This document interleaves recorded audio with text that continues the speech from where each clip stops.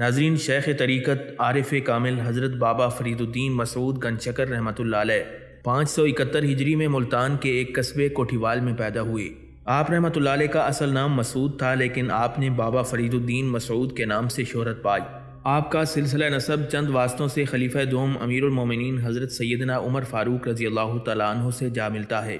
حضرت بابا فرید الدین مسعود گنج شکر رحمۃ اللہ علیہ کے والد ماجد کا اسم گرامی قاضی جمال الدین سلیمان تھا، جبکہ والدہ ماجدہ حضرت بی بی کرسم خاتون رحمۃ اللہ علیہ تھیں۔ آپ رحمۃ اللہ علیہ کے والدین دونوں کا شمار خاصان خدا میں ہوتا تھا، اور یہ والدین کی تربیت کا اثر تھا کہ آپ رحمۃ اللہ علیہ بچپن ہی سے نیک سیرت تھے اور شروع ہی سے عبادت و ریاضت کا شوق رکھتے تھے۔ ایک مرتبہ حضرت بابا فرید الدین مسعود گنج شکر رحمۃ اللہ علیہ کے والد ماجد قاضی جمال الدین سلیمان کی دوران سیاحت حضرت فرید الدین عطار رحمۃ اللہ علیہ سے ملاقات ہوئی۔ حضرت فرید الدین عطار رحمۃ اللہ علیہ نے قاضی جمال الدین سلیمان کو اپنا نام عطا کیا اور ساتھ ہی یہ کہا کہ تمہارے ہاں ایک بچہ پیدا ہوگا جس کا نام تم فرید الدین رکھنا۔ چنانچہ اسی وجہ سے قاضی جمال الدین سلیمان نے آپ کا نام فرید الدین مسعود رکھا۔ حضرت بابا فرید الدین مسعود گنج شکر رحمۃ اللہ علیہ کے والد ماجد قاضی جمال الدین سلیمان رحمۃ اللہ علیہ حضرت شیخ شعیب رحمۃ اللہ علیہ کے بڑے صاحبزادے تھے۔ عین عالم شباب میں آپ رحمۃ اللہ علیہ کے علم و فضل کا یہ حال تھا کہ جب کسی موضوع پر گفتگو کرتے تو بڑے بڑے اہل دانش حیران رہ جاتے۔ حضرت جمال الدین سلیمان رحمۃ اللہ علیہ کی سیرت و کردار اور علمی کمالات نے ملتان کے مشہور بزرگ حضرت مولانا وجیہ الدین کو بہت زیادہ متاثر کیا۔ پھر یہ تعلق خاطر اس قدر بڑھا کہ مولانا وجیہ الدین نے اپنی صاحبزادی کرسم خاتون کا نکاح شیخ جمال الدین سلیمان سے کر دیا۔ حضرت خواجہ نظام الدین اولیاء رحمۃ اللہ علیہ نے اپنے شیخ کامل بابا فرید الدین مسعود گنج شکر رحمۃ اللہ علیہ کی والدہ ماجدہ کرسم خاتون رحمۃ اللہ علیہ کی ایک کرامت کا ذکر کیا ہے، جس سے ان کی روحانی عظمتوں کا اندازہ ہوتا ہے۔ ایک رات کرسم خاتون رحمۃ اللہ علیہ تہجد کی نماز میں مشغول تھیں۔ اس وقت شیخ جمال الدین سلیمان کا انتقال ہو چکا تھا۔ ایک چور گھر میں داخل ہو گیا۔ چور نے گھر میں داخل ہوتے وقت یہی سوچا تھا کہ یہاں ایک بیوہ عورت اور 4 معصوم بچے مقیم ہیں، کسی محافظ مرد کے موجود نہ ہونے سے اس کا کام آسانی کے ساتھ تکمیل پا جائے گا۔ چور اس یقین اور اعتماد کے ساتھ اندر داخل ہوا کہ اسے روکنے والا کوئی نہیں تھا۔ چور جیسے ہی گھر کے اندر پہنچا تو اس کی نظر حضرت بابا فرید الدین مسعود گنج شکر رحمۃ اللہ علیہ کی والدہ ماجدہ حضرت بی بی کرسم خاتون رحمۃ اللہ علیہ پر پڑی۔ بابا فرید رحمۃ اللہ علیہ کی مادر گرامی اس کمرے کے دروازے پر نماز میں مشغول تھیں جہاں ان کے 4 بچے گہری نیند سوئے ہوئے تھے۔ چور نے دیکھا کہ کرسم خاتون رحمۃ اللہ علیہ کی آنکھیں بند تھیں مگر ہونٹ حرکت کر رہے تھے۔ چور کچھ دیر تک اس انتظار میں کھڑا رہا کہ عورت دروازے سے ہٹے تو کمرے میں داخل ہو کر اپنے مقصد کی تکمیل کر سکے، مگر اسے کیا معلوم تھا کہ یہ ایک شب بیدار خاتون ہے جو ساری رات اپنے رب کی بارگاہ میں سجدہ ریز رہتی ہے۔ بالآخر چور نے ارادہ کر لیا کہ اگر عورت نے مزاحمت کی تو وہ جبر و تشدد کے ذریعے اسے راستے سے ہٹا کر اندر داخل ہو جائے گا۔ یہ سوچ کر اس نے ایک بار پھر عورت کی جانب دیکھا۔ حضرت بی بی کرسم خاتون رحمۃ اللہ علیہ اسی طرح آنکھیں بند کیے اپنے خالق کے تصور میں کھوئی ہوئی تھیں۔ چور آگے بڑھا مگر ابھی اس نے چند قدم کا فاصلہ بھی طے نہیں کیا ہوگا کہ وہ اپنی آنکھوں کی روشنی سے محروم ہو گیا۔ یہ ایک ناقابل یقین حادثہ تھا۔ چور بہت دیر تک گھر کی دیواروں سے سر ٹکراتا رہا مگر اسے واپسی کا راستہ نہ مل سکا۔ فرار کی تمام راہیں بند پا کر اسے اندازہ ہو گیا کہ یہ قہر آسمانی ہے جس نے آنکھوں کی روشنی زائل کر کے اس کے منصوبے پر پانی پھیر دیا ہے۔ اس احساس کے ساتھ ہی چور نے چیخنا شروع کر دیا۔ کہنے لگا، میں اپنے عقیدت کے اعتبار سے ایک بت پرست ہوں اور چوری میرا پیشہ ہے۔ میں اس گھر میں بھی چوری کی نیت سے داخل ہوا تھا مگر اس سے پہلے کہ میں سامان و اسباب چرا کر فرار ہو جاتا اپنی آنکھوں کی روشنی کھو بیٹھا۔ میرے نزدیک یہ کوئی اتفاقی حادثہ نہیں۔ میرا دل کہتا ہے کہ اس مکان کی 4 دیواری میں کوئی ایسی بزرگ ہستی موجود ہے جس کی دہشت نے مجھے اندھا کر دیا ہے۔ میں اس بزرگ ہستی سے درد مندانہ التجا کرتا ہوں کہ وہ میرا گناہ معاف کر دے۔ یہ کہہ کر ہندو چور کچھ دیر کے لیے خاموش ہو گیا، شاید وہ اپنی التجا کا جواب سننا چاہتا تھا۔ حضرت بی بی کرسم خاتون رحمۃ اللہ علیہ حسب معمول استغراق کی حالت میں تھیں، مگر جب ایک چور کی آوازیں مسلسل گونجنے لگیں تو انہوں نے آنکھیں کھول دیں۔ مکان کے صحن میں ایک طویل قامت انسان ٹھوکریں کھا رہا تھا۔ اس کے لڑکھڑا کر چلنے سے صاف اندازہ ہوتا تھا کہ وہ اپنی آنکھوں کی روشنی کھو چکا ہے۔ بی بی کرسم خاتون رحمۃ اللہ علیہ کچھ دیر تک اس مضبوط اور توانا شخص کی بے کسی اور مجبوری کا جائزہ لیتی رہیں جسے اس مکان میں داخل ہونے سے پہلے اپنی جارحیت اور جسمانی طاقت پر بہت ناز تھا۔ اچانک اجنبی کی آواز دوبارہ بلند ہوئی۔ سننے والا یقیناً سن رہا ہوگا۔ اسے اس کے خدا کا واسطہ کہ وہ میری حالت زار پر خاموش نہ رہے۔ میں اقرار کرتا ہوں کہ چوری اور ڈکیتی میرا مستقل پیشہ ہے، لیکن اگر مجھے میری آنکھوں کی گمشدہ روشنی مل گئی تو میں ہمیشہ کے لیے دل آزاری کے اس کاروبار کو ختم کر دوں گا۔ حضرت بابا فرید رحمۃ اللہ علیہ کی والدہ ماجدہ پھر بھی خاموش رہیں۔ اس سکوت مسلسل سے وہ منکر اور سرکش انسان مزید دہشت زدہ ہو گیا۔ پھر اس نے براہ راست خاتون خانہ کو پکارا۔ میں اس قابل احترام خاتون سے درخواست کرتا ہوں کہ وہ میرے گناہ کو معاف کر دیں۔ بے شک میں نے انہیں تنہا سمجھ کر چوری کا ارادہ کیا تھا کہ ایک کمزور عورت اور اس کے معصوم بچے میرے راستے کی رکاوٹ نہیں بنیں گے۔ میں یقین دلاتا ہوں کہ اگر میری بینائی بحال ہو گئی تو میں اپنے آباء و اجداد کے مذہب کو ترک کر دوں گا اور پتھر کے تمام بتوں کو توڑ کر حلقہ اسلام میں داخل ہو جاؤں گا۔ ایک لٹیرے کی گریہ وزاری سن کر بی بی کرسم خاتون رحمۃ اللہ علیہ نے اپنا وظیفہ نیم شبی چھوڑ دیا اور دعا کے لیے ہاتھ اٹھا دیے۔ دنیا سمجھتی ہے کہ میں بے یار و مددگار ہوں، مگر تو جس کا محافظ ہے اسے کون لاوارث کہہ سکتا ہے؟ امداد غیبی پر حضرت بی بی کرسم خاتون رحمۃ اللہ علیہ کی آنکھیں بھیگ گئی تھیں اور وہ بارگاہ الہی میں یہ دعا کر رہی تھی، تیری رحمت جس گھر کی نگہبانی کرتی ہو اسے راہزنوں سے کیا خطرہ؟ اگر سارا زمانہ بھی قزاق بن کر اس چار دیواری پر ٹوٹ پڑے تو میرا اور میرے بچوں کا کوئی کیا بگاڑ سکتا ہے؟ بے شک تو ہی میرا کفیل ہے اور تو ہی میرا وکیل۔ اے رب کائنات، میں تیری بندگی پر راضی ہوں کہ تو نے مجھ ناتواں عورت کا بدلہ اس مرد سے لے لیا جو بظاہر کوی بھی تھا اور ستم گر بھی۔ حضرت کرسم خاتون رحمۃ اللہ علیہ کے لہجے کی رکت میں دم بدم اضافہ ہوتا جا رہا تھا۔ اس کے دونوں ہاتھ آسمان کی طرف بلند تھے، ہونٹوں میں لرزش تھی، مگر اچانک دعا کا انداز بدل گیا اور پھر بارگاہ الہی میں اس طرح اپنی راز و نیاز پیش کرنے لگیں۔ تو نے مجھ بے سر و سامان کی حفاظت کی اور ایک ظالم انسان کے فتنہ و شر سے محفوظ رکھا، لیکن اب میں تجھ سے التجا کرتی ہوں کہ تو نے جس کی بینائی سلب کی ہے اس کی آنکھوں کو دوبارہ روشن کر دے۔ وہ بھی تیرا ہی بندہ ہے جو کچھ دیر کے لیے سیدھے راستے سے بھٹک گیا تھا، اب وہ تیرے قہر و جلال کا مظاہرہ دیکھ رہا ہے۔ اگر تو نے بھی اس کی دستگیری نہ کی تو وہ کہاں جائے گا؟ تیرے سوا اس کی کوئی پناہ گاہ نہیں اور کوئی راہ نہیں۔ اے رب کائنات، میں نے اس کا جرم معاف کر دیا، اب تو بھی اس کے گناہوں سے چشم پوشی فرما۔ تو اس پر قادر ہے کہ وہ تمام عمر آنکھوں کی روشنی سے محروم رہ کر کوچے گمراہی میں بھٹکتا رہے، اور تو اس پر بھی قادر ہے کہ آنکھوں کے ساتھ اس کے دل کی سیاہی بھی دور ہو جائے۔ پھر اچانک اس بت پرست قزاق نے محسوس کیا کہ آنکھوں کے سامنے سے اندھیرے کی بلند دیوار ہٹ گئی ہے۔ اس کی بینائی بحال ہو چکی تھی اور وہ لرزتے قدموں سے اس تخت کی طرف بڑھا جہاں حضرت کرسم خاتون رحمۃ اللہ علیہ عبادت میں مصروف تھیں۔ پتھر کے پجاری کی آواز کانپ رہی تھی اور وہ کہہ رہا تھا، میں اپنے اس عمل پر اس قدر شرمسار ہوں کہ اظہار ندامت کے لیے میرے پاس الفاظ نہیں۔ حضرت کرسم خاتون رحمۃ اللہ علیہ نے نہایت عاجزانہ لہجے میں قزاق کو مخاطب کرتے ہوئے فرمایا، اے شخص، جس نے تیری بینائی کو زائل کر دیا تھا وہی اس کائنات کا خالق ہے، اور دوبارہ جس نے تیری آنکھوں کی روشنی بحال کی ہے وہی ذات عبادت اور پرستش کے لائق ہے۔ اس کائنات میں اسی کا حکم جاری و ساری ہے۔ ہم سب بے دست و پا اور مجبور ہیں، کوئی کسی کے لیے کچھ نہیں کر سکتا۔ میرا تو بس اتنا فرض ہے کہ تجھ سے تیرا حل دریافت کروں۔ یقیناً تجھے کسی ضرورت نے پریشان کیا ہوگا کہ تو اس غیر اخلاق فعل پر آمادہ ہو گیا۔ میرے ہاں تیری حیثیت ایک مہمان جیسی ہے، اگر ہو سکے تو اپنی ضرورت بیان کر، شاید میں تیرے کام آ سکوں۔ حضرت کرسم خاتون رحمۃ اللہ علیہ ایک بزرگ کی بیٹی تھیں، ایک ولی صفت شوہر کی بیوی تھیں، اور اس کے علاوہ آپ رحمۃ اللہ علیہ نسل سادات سے بھی تعلق رکھتی تھیں۔ یہی وجہ تھی کہ آپ رحمۃ اللہ علیہ ایک لٹیرے کے سامنے بھی حضور نبی اکرم صلی اللہ تعالیٰ علیہ وسلم کے حسن اخلاق کا مظاہرہ کر رہی تھیں۔ دوسری طرف لٹیرے کی خجالت کا یہ عالم تھا کہ اگر اس وقت زمین شک ہو جاتی تو وہ اپنے غلیظ اور ناپسندیدہ وجود کے ساتھ سینے خاک میں سما جاتا۔ چور کے ہونٹوں پر ایک عاجزانہ التجا تھی، جیسے وہ کسی کے سامنے کاسہ گدائی کے لیے کھڑا ہو۔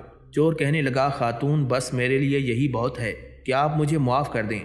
حضرت کرسم خاتون رحمۃ اللہ علیہ نے جواباً فرمایا، اے شخص، تو نے مجھے کیا نقصان پہنچایا ہے کہ میں تجھے معاف کر دوں؟ پتھر کا پجاری لہجہ بلہجہ پگھلتا جا رہا تھا۔ اس نے کہا، میرا یہی جرم کیا کم ہے کہ میں نے آپ جیسی پاک باز عورت کو آزار پہنچانے کا ارادہ کیا۔ حضرت بابا فرید الدین مسعود گنشکر رحمۃ اللہ علیہ کی والدہ ماجدہ نے فرمایا، ان سے معافی مانگ جن کے حقوق تو نے غصب کیے ہیں، ان سے معذرت طلب کر جو تیری وجہ سے برباد ہو گئے ہیں، اور اس کی بارگاہ میں دامن پھیلا جس نے تجھے توانائی کے ساتھ عقل بخشی، مگر تو بے جان اور حقیر چیزوں کی پرستش کرتا رہا۔ واپس جا اور اپنے تاریک ماضی پر غور کر، روشنی کی آواز سن جو تجھے برسوں سے پکار رہی ہے۔ یہ کہہ کر حضرت کرسم خاتون رحمۃ اللہ علیہ نے منہ پھیر لیا اور ہندو لٹیرا اس طرح واپس جانے لگا جیسے وہ اپنی زندگی کی آخری بازی بھی ہار گیا ہو۔ یہ عجیب واقعہ آدھی رات کے سناٹے میں پیش آیا تھا۔ قصبے کے کسی فرد کو خبر بھی نہیں تھی کہ حضرت جمال الدین سلیمان کی بیوہ کے ساتھ کیا حادثہ پیش آیا تھا۔ بس ایک خدائے حاضر و ناظر نے اس چور کو داخل ہوتے اور پھر کرسم خاتون رحمت اللہ علیہ کو معاف کرتے دیکھا تھا۔ اس لٹیرے کے خلاف نہ کوئی ثبوت تھا اور نہ کوئی گواہی۔ اندھیرے میں ایک سایہ ابھرا اور کچھ دیر بعد تاریکی میں اس کا عکس تک ڈوب گیا۔ بظاہر اب کسی جرم کا نشان نہیں تھا اور نہ ہی مجرم کا وجود تھا، مگر کون جانے کس کے ذہن میں کیسا حشر برپا تھا اور دل میں انقلاب کی کیسی لہریں اٹھ رہی تھیں۔ دوسرے دن صبح ہوتے ہی محلے کے لوگوں نے دیکھا کہ ایک دراز قد اجنبی اپنے بیوی بچوں کے ساتھ حضرت کرسم خاتون رحمت اللہ علیہ کے دروازے پر کھڑا تھا۔ حضرت بابا فرید الدین مسعود گنجشکر رحمت اللہ علیہ کی والدہ ماجدہ نے آنے والوں سے پوچھا کہ وہ کون لوگ ہیں اور ان کی آمد کا مقصد کیا ہے۔ کہنے والے نے کہا، آپ نے گزشتہ رات کے واقعے کو ابھی فراموش نہیں کیا ہوگا۔ میں وہی بے راہ رو انسان ہوں جو کل رات آپ کے مکان میں چوری کی نیت سے داخل ہوا تھا۔ کرسم خاتون رحمت اللہ علیہ نے لٹیرے سے دریافت کیا، اب کیوں آئے ہو؟ بت پرست لٹیرا زار و قطار روتے ہوئے کہہ رہا تھا، اس ابدی روشنی کی ایک کرن حاصل کرنے کے لیے جس نے بت قدوں میں جلنے والے صدیوں پرانے چراغوں کو بجھا کر رکھ دیا ہے۔ اب مندروں میں ہر طرف دھواں پھیل گیا ہے، ہر طرف گھور اندھیرا ہے، مجھے کوئی دیوتا کوئی بھگوان نظر نہیں آتا۔ بس اب مجھے اور میرے اہل خانہ کو دولت ایمان عطا کر دیں کہ ہمارے دل بھی بتوں کے وجود سے پاک ہو جائیں۔ حضرت کرسم خاتون رحمت اللہ علیہ نے آنے والوں کو مخاطب کر کے فرمایا، تم کہو کہ خدا ایک ہے اور اس کا کوئی شریک نہیں، اور محمد صلی اللہ علیہ وآلہ وسلم اللہ کے رسول ہیں۔ ہزاروں سال سے حلقہ بتاں میں زندگی بسر کرنے والے ایک خاندان کے کچھ افراد پر اچانک خدا نے اپنی رحمت کی نظر کی اور وہ انسان ہدایت پا گیا جو اپنی فطرت میں پتھر کا پجاری اور عادت میں سنگ دل قزاق تھا۔ معتبر تاریخوں میں یہ واقعہ واضح طور پر رقم کیا گیا ہے کہ ہدایت پانے کے بعد اس لٹیرے نے اپنا نام عبداللہ رکھ لیا تھا۔ پھر یوں ہوا کہ جس جفاکشی سے وہ ڈاکے ڈالا کرتا تھا، اسی سخت کوشی کے ساتھ اس نے آداب شریعت پر عمل کیا اور مذہب اسلام کی اس قدر خدمات انجام دیں کہ اس کا شمار خدا کے برگزیدہ بندوں میں ہونے لگا۔ پھر اسی عبداللہ نے شیخ عبداللہ کے نام سے شہرت پائی، یہاں تک کہ انتقال کے بعد شیخ عبداللہ کو حضرت بابا فرید الدین مسعود گنجشکر رحمت اللہ علیہ کے والد ماجد حضرت جمال الدین سلیمان اور بڑے بھائی حضرت عز الدین محمود کے پہلو میں دفن کیا گیا۔ آج بھی جب زائرین خاندان فاروقی کے دیگر بزرگوں کے مزارات پر فاتحہ خوانی کے لیے حاضر ہوتے ہیں تو انہیں ایک اور مزار کا گنبد بھی روشن نظر آتا ہے۔ لوگ قطار در قطار اپنے سروں کو جھکائے ہوئے اس مرکز کی طرف بڑھتے ہیں، پھر ان کے ہاتھ دعا کے لیے بلند ہو جاتے ہیں۔ یہ مرکز حضرت شیخ عبداللہ رحمت اللہ علیہ کا ہے۔ جب تک حضرت شیخ عبداللہ کا مزار زمین پر موجود ہے، آنے والے اسی طرح آتے رہیں گے اور انہیں خداوند ذوالجلال کی کرشمہ سازیوں کا اندازہ ہوتا رہے گا۔ یہی وہ حضرت کرسم خاتون ہیں جو اپنے وقت کی بڑی عابدہ و زاہدہ تھیں۔ انہی محترم خاتون کی دعاؤں سے ایک بت پرست قزاق نے ہدایت پائی تھی اور معرفت کے اس عظیم و جلیل گھرانے کی تربیت نے ایک بدنام لٹیرے کو شیخ کے بلند درجے تک پہنچا دیا تھا۔ اور انہی خاتون کے بطن سے 3 فرزند حضرت فرید الدین مسعود، حضرت عز الدین محمود اور حضرت نجیب الدین متوکل رحمت اللہ علیہ پیدا ہوئے۔ آپ رحمت اللہ علیہ کی ایک صاحبزادی حضرت حاجرہ رحمت اللہ علیہ تھیں، جن کی آغوش محبت میں مشہور بزرگ حضرت علی احمد صابر کلیری رحمت اللہ علیہ نے آنکھ کھولی تھی۔ ناظرین، حضرت بابا فرید الدین مسعود گنجشکر رحمت اللہ علیہ کی عمر مبارک 5 یا 6 سال ہوگی کہ مشفق و مہربان باپ کا سایہ سر سے اٹھ گیا۔ حضرت بابا فرید رحمت اللہ علیہ کا دور یتیمی دیگر اہل خاندان کی نظر میں آفات و مصائب کا زمانہ تھا، لیکن آپ رحمت اللہ علیہ کی والدہ حضرت بی بی کرسم خاتون رحمت اللہ علیہ اپنے اللہ کے فیصلے پر راضی برضا تھیں۔ حضرت بابا فرید رحمت اللہ علیہ کے والد ماجد حضرت جمال الدین سلیمان رحمت اللہ علیہ کی وفات کے بعد جب رشتہ دار خواتین نے گریہ وزاری کرتے ہوئے حضرت کرسم خاتون رحمت اللہ علیہ سے یہ سوال کیا کہ ان بچوں کا کیا ہوگا، تو حوصلہ مند ماں نے پرعزم لہجے میں کہا، بے شک ان بچوں کے باپ اس وقت دنیا سے رخصت ہو گئے جب انہیں طاقتور ہاتھوں اور محفوظ صاحبان کی ضرورت تھی، لیکن اس ظاہری محرومی کے باوجود نہ میں خود کو لاوارث سمجھتی ہوں اور نہ میرے بچے بے سہارا ہیں۔ میں جس اللہ کی عبادت کرتی ہوں وہ اول و آخر، باطن و ظاہر اور حی قیوم ہے۔ حضرت کرسم خاتون رحمت اللہ علیہ کا جواب سن کر بین کرنے والی عورتیں اپنے اپنے گھروں کو چلی گئیں اور یہ پاک سیرت اور جانباز خاتون ان چاروں بچوں کی تربیت میں مشغول ہو گئیں جو باپ کی محبت کے سائے سے محروم ہو گئے تھے۔ حضرت بابا فرید رحمت اللہ علیہ کو شکر گنج یا گنج شکر کے نام سے بھی یاد کیا جاتا ہے۔ یہ آپ رحمت اللہ علیہ کا لقب ہے، مگر اس طرح کہ آپ کے اسم گرامی کا ایک حصہ بن کر رہ گیا ہے۔ بعض کتابوں میں شکر گن کی وجہ تسمیہ اس طرح بیان کی گئی ہے کہ جب پہلی بار کرسم خاتون رحمۃ اللہ علیہ نے اپنے بیٹے کو نماز کی تلقین کی تو فرمایا فرزند نماز ادا کیا کرو، اس سے اللہ راضی ہوتا ہے اور اپنے عبادت گزار بندوں کو بے شمار انعامات سے نوازتا ہے۔ حضرت فرید الدین مسعود گنچکر رحمۃ اللہ علیہ اس وقت بہت کم سن تھے، اس لیے مادر گرامی سے پوچھنے لگے جو بچے نماز پڑھتے ہیں انہیں اللہ کی طرف سے کیا انعام ملتا ہے؟ مادر گرامی نے فرمایا نمازی بچوں کو پہلے شکر ملتی ہے، پھر جب وہ بڑے ہو جاتے ہیں تو اللہ تبارک و تعالیٰ انہیں دوسرے انعامات سے نوازتا ہے۔ حضرت فرید الدین مسعود رحمۃ اللہ علیہ والدہ ماجدہ کی بات سن کر مطمئن ہو گئے۔ پھر جب وہ ادھر ادھر چلے جاتے تو حضرت کرسم خاتون رحمۃ اللہ علیہ خاموشی سے مصلے کے نیچے شکر کی پڑیا رکھ دیتی تھیں۔ حضرت بابا فرید رحمۃ اللہ علیہ نماز ادا کرتے اور شکر کی صورت میں اپنا انعام پا لیتے۔ یہ سلسلہ کئی ماہ تک جاری رہا۔ پھر ایک روز کرسم خاتون رحمۃ اللہ علیہ گھریلو مصروفیات میں اپنا روزانہ کا عمل بھول گئیں۔ دوسرے دن یاد آیا تو آپ نے اپنے فرزند کو بلا کر پوچھا فرید کیا کل تمہیں مصلے کے نیچے سے شکر ملی تھی؟ حضرت بابا فرید رحمۃ اللہ علیہ نے بصد احترام عرض کیا جی ہاں، مجھے ہر نماز کے بعد شکر مل جاتی ہے۔ بیٹے کی بات سنتے ہی کرسم خاتون کی آنکھوں میں آنسو آ گئے۔ وہ دل ہی دل میں اللہ رب العزت کا شکر ادا کر رہی تھی۔ اے اللہ، تو نے مجھے فرید کے سامنے شرمندہ ہونے سے بچا لیا۔ اگر تیرا دست غیب اسے شکر فراہم نہ کرتا تو وہ میرے بارے میں کیا سوچتا؟ پھر کرسم خاتون نے بابا فرید کو گلے لگایا اور نہایت محبت امیز لہجے میں فرمایا میرا بیٹا فرید الدین مسعود گنچکر ہے۔ تصوف کی اکثر کتابوں میں یہی روایت موجود ہے کہ جس روز کرسم خاتون نے بابا فرید کو شکر گن کہہ کر پکارا اسی دن سے آپ کا یہ لقب مشہور ہو گیا، مگر بعد کے تذکرہ نگاروں نے اپنی تحقیق سے ثابت کر دیا ہے کہ حضرت بابا فرید رحمۃ اللہ علیہ کو شکر گن کا لقب آپ رحمۃ اللہ علیہ کی والدہ ماجدہ نے نہیں دیا تھا، بلکہ یہ بابا فرید کی زندگی کا ایک اہم ترین واقعہ ہے جس کی تفصیل ہم ویڈیو میں آگے پیش کریں گے۔ ناظرین، حضرت بابا فرید رحمۃ اللہ علیہ نے ابتدائی تعلیم ملتان کے علاقے کوٹھی وال کے مکتب میں حاصل کی۔ آپ رحمۃ اللہ علیہ کی استاد گرامی سید نذیر احمد اپنے وقت کے عالم و فاضل انسان تھے۔ حضرت بابا فرید رحمۃ اللہ علیہ نے 11 سال کی عمر میں قاری محمد کی نگرانی میں قرآن مجید حفظ کیا۔ اس کے بعد والدہ ماجدہ کے ساتھ حج بیت اللہ کے لیے تشریف لے گئے۔ اس سفر میں دیگر رشتہ دار بھی آپ کے ہمراہ تھے۔ حضرت بابا فرید رحمۃ اللہ علیہ نے والدہ ماجدہ سے عرض کیا میری خواہش ہے کہ استاد محترم بھی اس سفر میں ہمارے شریک ہوں۔ جواباً کرسم خاتون خاموش رہیں۔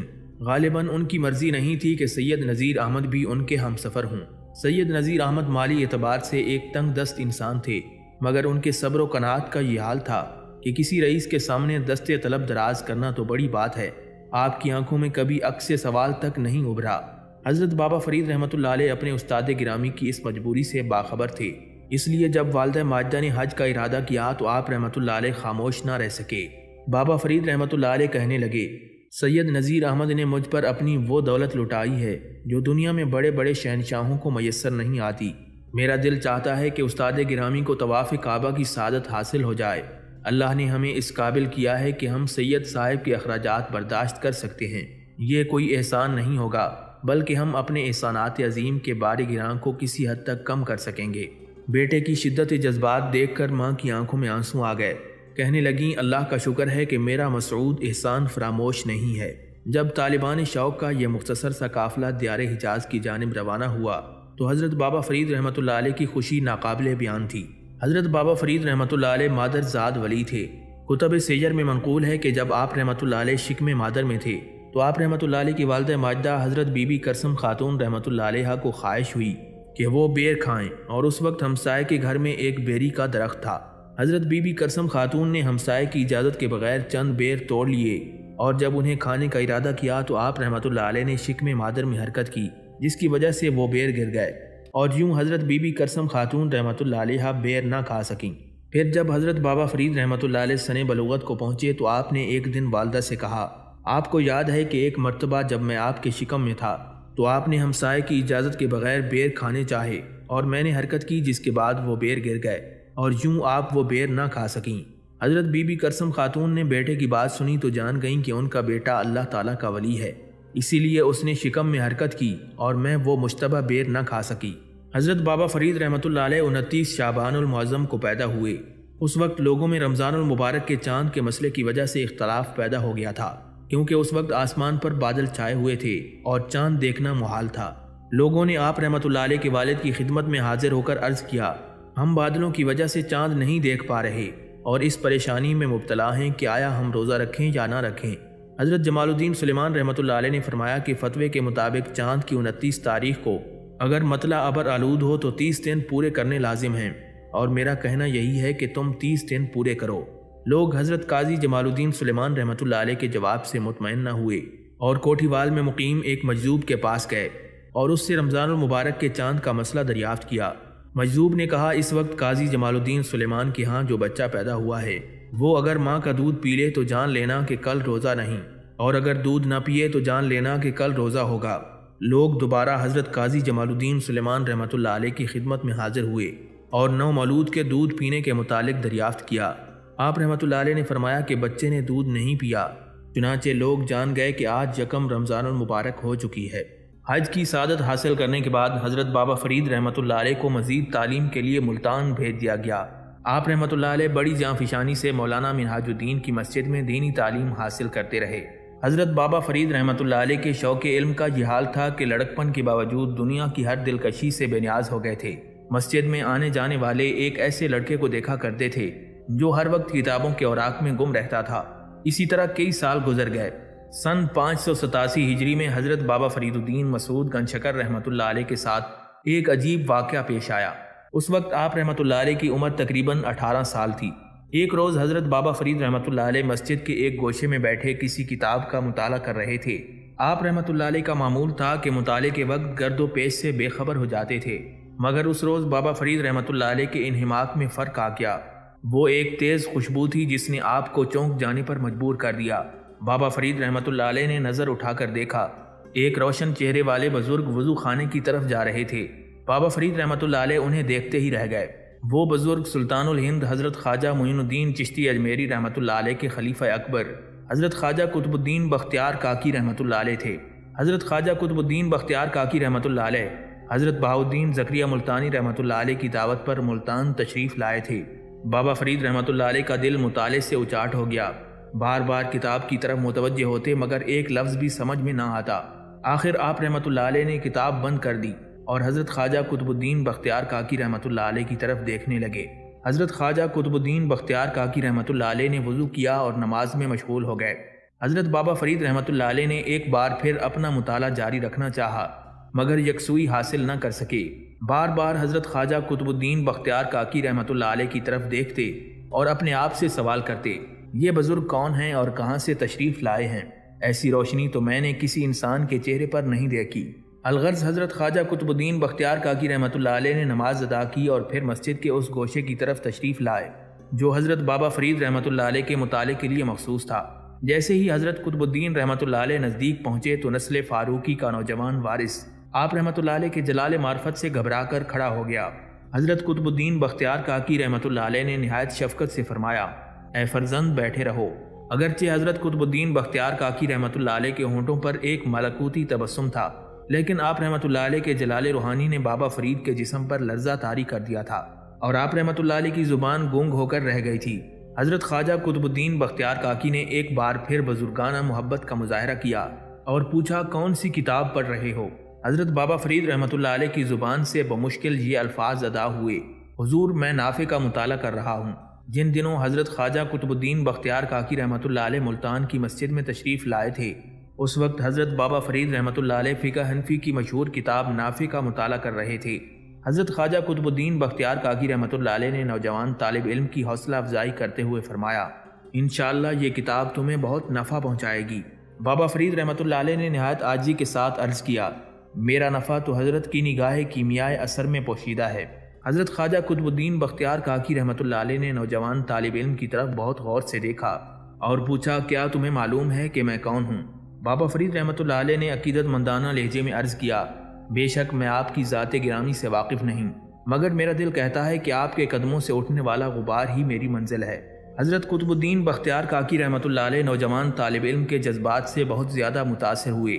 پھر آپ نے حضرت بابا فرید رحمۃ اللہ علیہ کے کاندھے پر ہاتھ رکھتے ہوئے فرمایا، میں شیخ بہاؤالدین زکریا ملتانی کا مہمان ہوں اور انہی کی خانقاہ میں ٹھہرا ہوا ہوں، اگر تمہیں فرصت ہو تو تم بھی وہاں آ جانا۔ اس کرم نوازی پر حضرت بابا فرید رحمۃ اللہ علیہ کی آنکھوں میں آنسو آ گئے آپ رحمۃ اللہ علیہ نے حضرت خواجہ قطب الدین بختیار کاکی رحمۃ اللہ علیہ کے ہاتھوں کو بوسہ دیا اور دوسرے حکم کا انتظار کرنے لگے۔ حضرت خواجہ قطب الدین بختیار کاکی رحمۃ اللہ علیہ نے بابا فرید کو دعاؤں سے سرفراز کیا اور اپنے چند خدمتگاروں کے ساتھ شیخ بہاؤالدین زکریہ ملتانی رحمۃ اللہ علیہ کی خانقاہ کی طرف تشریف لے گئے۔ حضرت بابا فرید رحمۃ اللہ علیہ پر ایک ایک لمحہ گراں تھا۔ خدا خدا کر کے رات گزاری اور پھر فجر کی نماز پڑھتے ہی حضرت خواجہ قطب الدین سے ملنے کے لیے روانہ ہو گئے۔ جب حضرت بہاؤالدین زکریہ ملتانی رحمۃ اللہ علیہ کی خانقاہ میں داخل ہوئے تو وہاں مشتاقان دید کا ایک ہجوم تھا۔ بابا فرید رحمۃ اللہ علیہ نے خدمتگاروں سے پوچھا تو معلوم ہوا کہ سلطان الہند حضرت خواجہ معین الدین چشتی اجمیری رحمۃ اللہ علیہ کے خلیفہ اکبر حضرت خواجہ قطب الدین بختیار کاکی رحمۃ اللہ علیہ تشریف لائے ہوئے ہیں اور ان کے دیدار کے لیے اہل ملتان بے قرار اور مضطرب ہیں۔ یہ سن کر حضرت بابا فرید رحمۃ اللہ علیہ پر بے خودی کی سی کیفیت طاری ہو گئی۔ شہنشاہ معرفت خود ایک غلام کے پاس تشریف لائے، یہ کیسی خوش نصیبی ہے فرید۔ آپ رحمۃ اللہ علیہ خود کلامی کے انداز میں بول رہے تھے۔ خدمتگار بابا فرید رحمۃ اللہ علیہ کے جذبات کی اس کیفیت کو نہ سمجھ سکا اور آگے بڑھ گیا۔ بابا فرید رحمۃ اللہ علیہ بہت دیر تک اسی حالت میں کسی ستون کی مانند کھڑے رہے۔ پھر جب سرشاری کی رو گزر گئی تو آپ نے خانقاہ کے ایک خادم سے عرض کیا، میں بھی حضرت خواجہ قطب الدین بختیار کاکی رحمۃ اللہ علیہ کی قدم بوسی کو حاضر ہوا ہوں۔ خادم نے بابا فرید کو غور سے دیکھا اور ایک عام نوجوان سمجھ کر نظر انداز کر دیا۔ کہنے لگا، شیخ کو اتنی فرصت کہاں، راستے میں کھڑے ہو جائیے اور شیخ جب گزریں گے تو دیدار کر لینا۔ بابا فرید رحمۃ اللہ علیہ نے درخواست کی، میں اس چہرے کی ایک جھلک دیکھنے کے لیے ساری زندگی کھڑے رہ کر گزار سکتا ہوں، مگر تم ایک بار شیخ سے عرض کر کے تو دیکھو، شاید وہ اس غلام کو شرف باریابی بخش دیں۔ خدمتگار نے ٹالنا چاہا مگر بابا فرید رحمۃ اللہ علیہ ایک ہی التجا کرتے رہے۔ آخر حضرت بہاؤالدین زکریہ ملتانی رحمۃ اللہ علیہ کا خادم جھنجھلا گیا، شیخ سے کیا عرض کروں، کون آیا ہے؟ حضرت بابا فرید رحمۃ اللہ علیہ نے فرمایا، بس اتنا عرض کر دینا کہ طالب علم فرید حاضر ہوا ہے۔ خادم کا خیال تھا کہ اس بزم معرفت میں ایک طالب علم کا گزر نہیں ہوگا، مگر جب اس نے حضرت خواجہ قطب الدین کے سامنے ڈرتے ڈرتے بابا فرید کا نام لیا تو شیخ محترم نے بڑے والہانہ انداز میں فرمایا، اسے جلدی بھیجو، ہم اسی کا تو انتظار کر رہے تھے۔ واپس آ کر خادم نے بڑی حیرت سے نوجوان طالب علم کی طرف دیکھا اور کہنے لگا، جاؤ شیخ تمہارا انتظار کر رہے ہیں۔ بابا فرید رحمۃ اللہ علیہ لرزتے قدموں سے مجلس عرفان میں داخل ہوئے۔ حضرت خواجہ قطب الدین بختیار کاکی اور حضرت بہاؤالدین زکریہ ملتانی جیسے بزرگوں کے جلال و نور کا یہ عالم تھا کہ آپ رحمۃ اللہ علیہ کی آنکھ نہیں اٹھتی تھی۔ بہت دیر تک سر جھکائے دو زانوں بیٹھے رہے۔ خواجہ قطب الدین بہاؤالدین زکریہ سے مخاطب ہوئے، شیخ یہ فرید ہے، یہ میرا فرید ہے۔ حضرت بہاؤالدین زکریہ ملتانی رحمۃ اللہ علیہ نے نوجوان طالب علم کی طرف محبت بھری نظروں سے دیکھا اور ماشاء اللہ کہا۔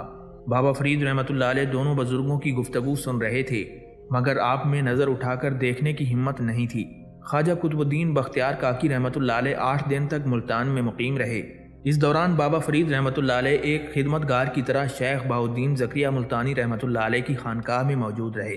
ایک دن خلوت میسر آئی تو حضرت قطب الدین سے عرض کرنے لگے، یہ غلام شاہ کے دامن لطف و عنایت سے مستقل وابستگی چاہتا ہے۔ حضرت خواجہ قطب الدین بختیار کاکی رحمۃ اللہ علیہ نے بابا فرید کی تالیف قلب کے لیے فرما دیا، انشاءاللہ تمہیں یہ وابستگی بھی مل جائے گی۔ پھر جب حضرت خواجہ قطب الدین بختیار کاکی رحمۃ اللہ علیہ حضرت بہاؤالدین زکریہ ملتانی رحمۃ اللہ علیہ سے رخصت ہو کر دہلی تشریف لے جانے لگے تو بابا فرید رحمۃ اللہ علیہ بھی آپ کے ہمراہ تھے۔ کوئی 3 منزل گزر جانے کے بعد حضرت خواجہ قطب الدین نے ایک مقام پر ٹھہر کر فرید الدین مسعود سے فرمایا، بابا فرید اب تم واپس جاؤ اور کچھ دن تک علم ظاہری حاصل کرو، اللہ کی تخلیق کردہ دنیا کا مشاہدہ کرو، اللہ کے بندوں سے ملو کہ کون کس مقام پر کیا کر رہا ہے، پھر دہلی کا رخ کرنا، تم مجھے اپنا منتظر پاؤ گے۔ بابا فرید رحمۃ اللہ علیہ پیر و مرشد کا حکم سن کر اداس ہو گئے۔ آپ رحمۃ اللہ علیہ کو یہ منزل فراق گوارا نہیں تھی۔ حضرت خواجہ قطب الدین بختیار کاکی رحمۃ اللہ علیہ کی نگاہوں سے بابا فرید کی دلی کیفیت پوشیدہ نہیں تھی، اس لیے فرمانے لگے، فراق و وصال کتاب زندگی کے 2 باب ہیں، یہ جدائی بہت عارضی ہے، بندہ جب خدا کے راستے میں قدم رکھے تو سب سے پہلے اسے تسلیم و رضا کے مفہوم پر عمل پیرا ہونا چاہیے۔ اب تم جاؤ کیونکہ مرضی خدا یہی ہے۔ حضرت بابا فرید رحمۃ اللہ علیہ غمناک آنکھوں کے ساتھ واپس آ گئے اور خواجہ قطب الدین بختیار کاکی رحمۃ اللہ علیہ دہلی کی طرف روانہ ہو گئے۔ اس ملاقات سے 2 تاریخی حقائق سامنے آتے ہیں۔ ایک یہ کہ آپ رحمۃ اللہ علیہ 18 سال کی عمر میں ہی سلسلہ چشتیہ سے وابستہ ہو گئے تھے۔